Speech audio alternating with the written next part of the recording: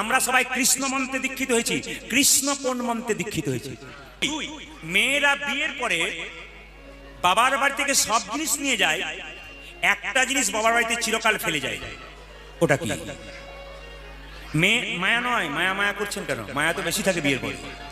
হ্যাঁ, পদবী না, ওটা হয় না, হয় না। পদবীতে পদবীতে বিয়ে হয়। আমি পাল, আমার পাল। এই দেখেন কি বললাম, মায়েরা বিয়ের পরে মেয়েরা সব জিনিস বাড়ি থেকে নিয়ে যায়, একটা জিনিস চিরকালের জন্য ফেলে যায়। উত্তরটা দেব, তবে আপনারা অপেক্ষা করুন। এই উত্তরটা আজকেই দিয়ে চলে যাব। আর যেটা কোন মন্ত্রে কৃষ্ণ দীক্ষিত হয়েছে ওটা পরে বলবো। আর আমার বয়স্ক বাবারা যারা আছেন এখানে বসে, অনেক বয়স্ক বাবারা পেছনে আছেন, অনেকে আগে আছেন, তাদের জন্য একটা প্রশ্ন রইল যে রাম রাবণের যখন যুদ্ধ হলো, রাবণ যখন মৃত্যুর সঙ্গে লড়াই করছে, তখন রাবণকে আর লক্ষণকে রামচন্দ্র বলল একবার রাবণকে দেখে আয়।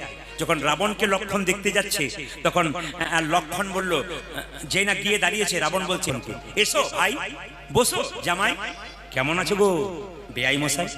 একই মানুষ, ভাই কি করে হলো, জামাই কি করে হলো, বেয়াই কি করে হলো?